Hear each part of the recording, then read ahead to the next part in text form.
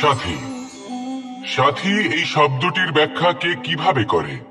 মিত্র, সখা, বন্ধু। কিন্তু অর্থ একটাই, তিনি যিনি আপনার সঙ্গী হন আর তিনি যার সাথী আপনি হন। এবার সব থেকে বড় প্রশ্ন হলো এটাই যে তিনি কে হতে পারেন যাকে আপনি আপনার সাথী বলে মেনে নিতে পারেন, নিজের সখা, নিজের মিত্র, নিজের বন্ধু মেনে নিতে পারেন। আপনার সাথী হলেন তিনি যিনি দুঃখের সময় আপনার পাশে থাকবেন, আপনার হাত ধরে থাকবেন। আপনার সাথী হলেন তিনি যার হাত আপনি নিজের সুখের দিনে ধরে থাকবেন। সেই সাথীরই হাত ধরুন যিনি দুঃখে সবসময় আপনাকে সাহায্য করার জন্য তৎপর হয়ে থাকেন, আপনার পাশে থাকেন, আর যাকে সুখের দিনে আপনি আপনার সাথে রাখতে পারেন। আর যখন আপনার সাথে আপনার এই সাথী থাকবে তখন আপনি এটা বুঝবেন যে যখন জীবনে দুঃখ আসে তখন এই দুঃখ কমে যায়, সবার মধ্যে ভাগ হয়ে যায়। আর যদি তখন সুখ আসে তাহলে সেটা সবার উপস্থিতিতে আরো বেড়ে যায়। এটাই হলো প্রেম, এটাই হলো ভালোবাসা, এটাই হলো সঙ্গ। যেমন সম্পর্ক আমার আর রাধার মাঝে। তাহলে আসুন আর আমার সাথে ভালোবেসে বলুন রাধা রাধা। অভিমান, আত্মসম্মান, অহংকার, দেখতে গেলে এই তিনটি শব্দ ভিন্ন ভিন্ন, কিন্তু এর মূল আধার একই, আত্মসম্মান। এবার যদি কথা বলি আপনার শরীরের, আপনার সংস্কৃতি, আপনার সম্পর্কে, তাহলে অভিমান থাকা স্বাভাবিক।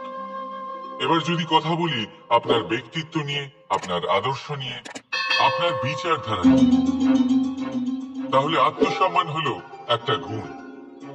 যদি এইভাবে বলা হয় যে আমি এই কার্য কারোর সাহায্য ছাড়া, সহযোগিতা ছাড়াও করতে পারি, তাহলে এটা আত্মসম্মান, আর এটা সঠিক।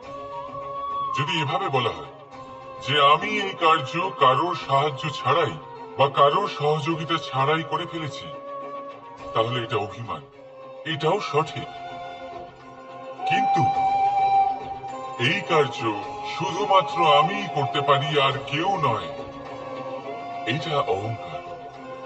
তাহলে এই শব্দ এবং তার অর্থ বোঝার চেষ্টা করুন, জীবন ধারণের এক নতুন পথ খুঁজে পাবেন। রাধা রাধা। সংসারে প্রত্যেক ব্যক্তি কোনো না কোনো রূপে ঈশ্বরকে মানে, কেউ মূর্তি রূপে, তো কেউ তত্ত্ব রূপে, কেউ ভাবনা রূপে, আবার কেউ স্বভাব রূপে। কেউ নিজের মধ্যে পরমাত্মা খোঁজে, আবার কেউ অন্যের মধ্যে। কারোর কাছে জ্ঞানই পরমাত্মা। সংসারে প্রত্যেক মানুষই কোনো না কোনো রূপে তার ঈশ্বরকে পেয়ে যান। কিন্তু একটা কথা বলবো, ঈশ্বর প্রথমেই নিজের একটা স্বরূপ পৃথিবীতে আপনার কাছে পাঠিয়ে দিয়েছেন। সেই স্বরূপ হলো আপনার মাতা, আপনার মা। সেই মা যিনি আপনাকে জন্ম দিয়েছেন, আপনাকে বাঁচতে শিখিয়েছেন, আপনাকে সংস্কার দিয়েছেন। যদি আপনি কখনো কোনো অনুচিত পথে অগ্রসর হয়েছেন, তখন তিরস্কার করে আপনাকে সঠিক পথে এনেছেন। যদি আপনি এই সংসারে অসফল হয়েছেন, তখন তার আঁচলের উষ্ণতা দিয়ে আপনাকে আশ্বাস জুগিয়েছেন। সেই সমস্ত কাজ করেন এই মা, যা ঈশ্বরও করেন। সেই জন্য মনে রাখবেন যে এই সংসারে আপনার সবচেয়ে প্রথম ঈশ্বর যদি কেউ থাকে, তাহলে তা আপনার মা। প্রত্যেক প্রতিমাতে ঈশ্বর নাই থাকতে পারে, কিন্তু প্রত্যেক মায়ের মধ্যে ঈশ্বর অবশ্যই থাকে। রাধা রাধা। আপনি নিশ্চয়ই দেখে থাকবেন যে প্রদীপের নিচে অন্ধকার থাকে। যে প্রদীপ সংসারকে আলোকিত করে, সেই প্রদীপের নিচেই অন্ধকার। এবারে অনেক মানুষ আছে যারা এই বিষয়টা এইভাবে দেখে যে ব্যক্তি নিজের সমস্যার সমাধান করতে পারে না, আর গোটা সংসারকে উপদেশ দেয়। কিন্তু এটা দেখার আরো একটা দৃষ্টিভঙ্গি আছে, আর সেটা হচ্ছে যে স্বয়ং জ্বলে সংসারকে আলোকিত শুধু সেই করতে পারে যা রাধার বড়ই শীতল হয়। এই সংসারের পথপ্রদর্শক সেই হতে পারে এই সংসারকে দিশা সেই দেখাতে পারে যার মধ্যে সন্তোষ আর ধৈর্য শক্তি আছে। এবারে দেখুন, এটা অত্যন্ত গুরুত্বপূর্ণ বিষয় যে বিবেক তখনই কাজ করে যখন মন শান্ত থাকে, যখন মন শীতল থাকে। তাই যদি আপনি এই জীবনে কোনো বড় কর্ম করতে চান, তাহলে সর্বপ্রথম আপনার এই মনকে, এই বিবেককে, এই হৃদয়কে, এই আধারকে, এই ভূমিকে শীতল রাখতে শিখুন। ধৈর্য ধরুন। সংসারে এমন কিছু নেই যা আপনি করতে পারবেন না। রাধা রাধা। এই প্রদীপ দেখতে পাচ্ছেন আপনি? নিজেও জ্বলে আর এই বাতিকেও জ্বালিয়ে রাখে, আর এই সংসারকে প্রদান করে প্রকাশ। অন্ধকারাচ্ছন্ন ব্যক্তিকে প্রদান করে আশার আলো। কিন্তু এটা কখনো ভাবে না যে সেই মাটি কেমন হবে যা দিয়ে এটা তৈরি করা হয়েছে, সেই কুমোর কেমন হবে যে একে আকার দিয়েছে। ভাবে না যে একে কিনেছে তার বাড়ি কেমন হবে, তা কতটা সুসজ্জিত। কিচ্ছু নয়, শুধু এই সংসারকে প্রকাশ প্রদান করে। আর হয়তো সেই জন্যই প্রদীপকে এত ভালোবাসা হয়। সে নিজের বা অন্যের বাড়ি দেখে কখনোই জ্বলে না। সে জ্বলে শুধু অন্ধকারের সাথে লড়াই করতে। তাই আপনিও নিজের ব্যবহার এই প্রদীপের মতো করে তুলুন। নিজের পরিচয় সরিয়ে নিঃস্বার্থভাবে কর্ম করে যান, আর নিজের জন্য এক নতুন, এক বিশাল, এক অদ্ভুত পরিচয় তৈরি করুন। রাধা রাধা। এই সংসারে প্রত্যেক ব্যক্তি বড় কিছু করতে চায়, এমন কিছু যা এই সংসারে কেউ আগে কখনো করেনি। এমন জায়গায় পৌঁছতে চায় যেখানে এর আগে কেউ কখনো পৌঁছতে পারেনি। আর কেউ কেউ এতে সফলতা অর্জন করে। কিন্তু কিছু মানুষ অসফল হয় কেন? এটাই আমার প্রশ্ন। না তো তাদের ইচ্ছেতে কোনো কমতি থাকে, না কমতি থাকে তাদের চেষ্টায়। তাহলে কেন এরা পিছিয়ে পড়ে? এর উত্তর বড়ই সরল। এই সংসার আপনাদের বলি কিভাবে। আপনারা সকলে সংসারে মহান কাজ করতে চান, সেই মান, সেই সম্মান পেতে চান যা এর আগে কেউ কখনো পায়নি। কিন্তু আপনার সমস্যা এটাও যে এই কাজে সংসার আপনার সাথে থাকছে না। বড়ই অদ্ভুত ব্যাপার। দেখুন, ভুলে যান গোটা সংসারকে। জীবনে একা একা এগিয়ে চলুন। গঙ্গোত্রী থেকে যখন একটি জলের ফোঁটা বেরোয়, তখন সেটা শুধু এক বিন্দু জল। তারপরে যখন সে তার যাত্রা শুরু করে অন্য জলের ফোঁটার সাথে মিশে, তখন সে স্রোতে পরিণত হয়, গঙ্গাতে পরিণত হয়। যদি আপনি জীবনে এগোতে চান, তাহলে একলা এগোতে শিখুন। নির্ভীক হয়ে, সাহসের সাথে, ধনাত্মক চিন্তা নিয়ে জীবনে এগিয়ে চলুন, একা এগিয়ে চলুন। আর দেখবেন সেই মান, সেই সম্মান আপনার জন্যই অপেক্ষা করে আছে। রাধা রাধা। কর্ম। মানুষ সর্বদা কর্ম করতে থাকে, আর এই কর্মের জন্যই সে মান, সম্মান, ধন, প্রতিষ্ঠা লাভ করে। এবার মানুষ সবসময় চেষ্টা করে যাতে সে ভালো কর্ম করে যায়। তাহলে আপনাকে বলি, শুধু ভালো কর্ম করাই আবশ্যক নয়, তার থেকে বেশি জরুরি হলো এই খারাপ কর্মকে বোঝা আর তার থেকে দূরে থাকা। কারণ যখনই আপনি কোনো সঠিক কাজ করেন বা ভালো কাজ করেন, কেউ তা মনে রাখে না। কিন্তু এই সংসারে বিষয়টা হলো এরকম, আপনি একটা খারাপ কর্ম করুন আর সেটা সবার মনে থাকে। এই খারাপ কর্ম কাজলের এক কৌটোর মতো হয়। আপনি যতই চেষ্টা করুন বাঁচিয়ে ব্যবহার করার, কিন্তু এই কালিমা এই কালিমা কোথাও না কোথাও অবশ্যই লেগে থাকে। সেই জন্য জীবনে ভালো কর্ম অবশ্যই করুন, কিন্তু তার থেকেও বেশি জরুরি হলো এই খারাপ কর্মের থেকে দূরত্ব বজায় রাখা। আর এটা অবশ্যই করবে। রাধা রাধা। সংসারে সমস্ত জায়গায় এই ব্যবসা চলতে থাকে। কিছু পাওয়ার জন্য কিছু দিতে হয়, লাভের জন্য কিছু বিনিয়োগ করতে হয়। যদি কারোর অনুভূতি জানতে হয়, তাহলে নিজের অনুভূতিকে ব্যয় করতেই হবে। এবার দেখুন না, কারোর আসল চেহারা যদি জানতে হয়, তাকে স্বাধীনতা দিয়ে দেখুন।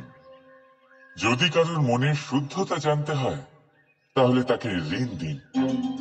যদি কারোর গুণ জানতে হয়, তাহলে তার সাথে একসঙ্গে বসে ভোজন করুন।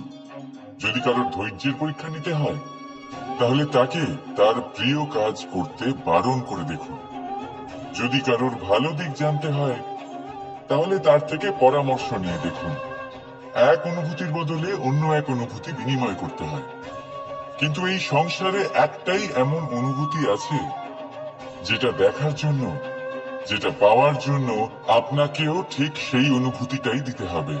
আর সেটা হলো প্রেম। যদি কারোর ভালোবাসা দেখতে হয়, তাহলে তাকে নিঃস্বার্থ ভালোবাসা দিন। যদি কারোর থেকে ভালোবাসা পেতে চান, তাহলে তাকে নিঃস্বার্থ পরিশুদ্ধ ভালোবাসা দিন।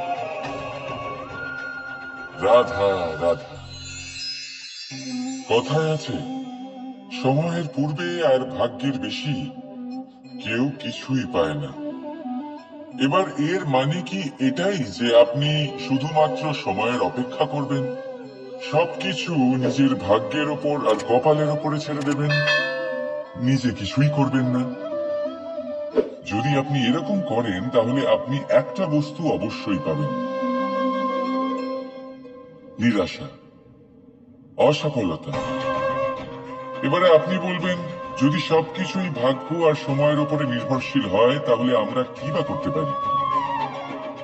করতে পারেন চেষ্টা, পরিশ্রম। এই চেষ্টাই আপনার জীবনে সেই সময়কে আপনার কাছে টেনে নিয়ে আসে, সেই সময় যার অপেক্ষা আপনি করছেন। আর এই ভাগ্য তার সামনেই নত হয় যে সর্বদা পরিশ্রম করতে থাকে। রাধা রাধা। এই পদ্ম ফুল দেখতে পাচ্ছেন? এর অভ্যেস হলো জলস্তরের উপরে ভাসা।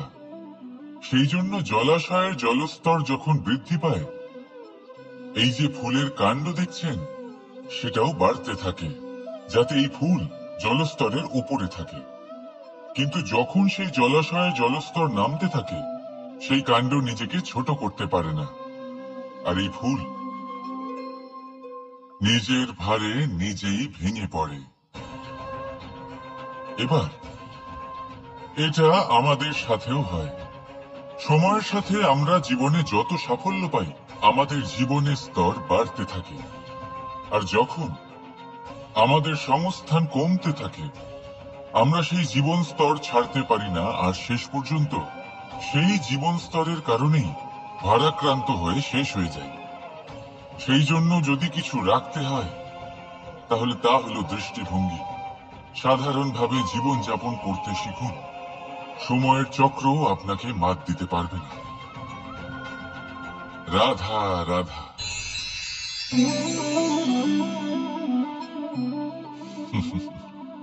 সময়, এই সময় না কোনো ব্যক্তি, না জীব, না বস্তু, তাও সময় জীবিত থাকে।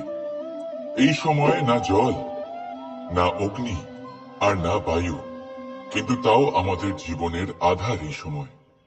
দেখতে গেলে মানুষ এই সময়ের হাতের খেলনা।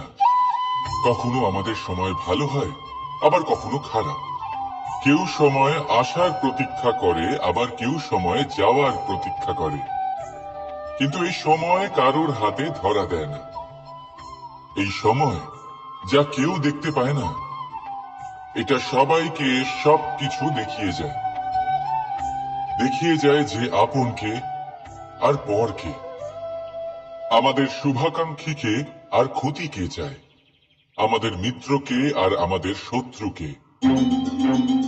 এই সময় আপনাকে দেখায় যে আপনি কতটা শক্তিশালী, সেই সময় আপনাকে দেখিয়ে যাবে আপনি কতটা দুর্বল। এই সময় সব কিছু দেখিয়ে যায়। তাই এই সময় যা এতটা শক্তিশালী, তা আমরা নষ্ট কেন করি? ভেবে দেখুন।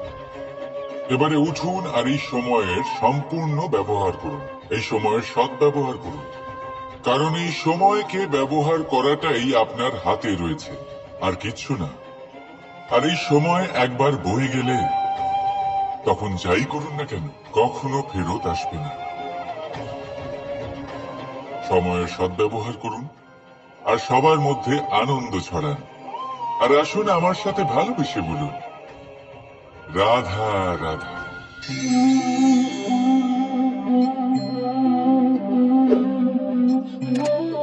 এই জল দেখতে পাচ্ছেন আপনি?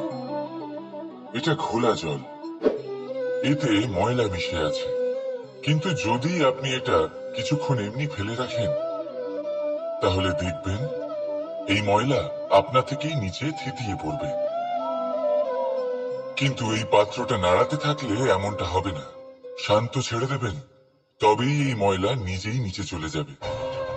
ঠিক সেইভাবেই যখন আমাদের জীবনে কোনো সমস্যা আসে, কোনো অশান্তির সৃষ্টি হয়, তখন উত্তেজিত হয়ে পড়লে, নিজের সংযম হারিয়ে ফেললে আমরা এর সমাধান পাবো না।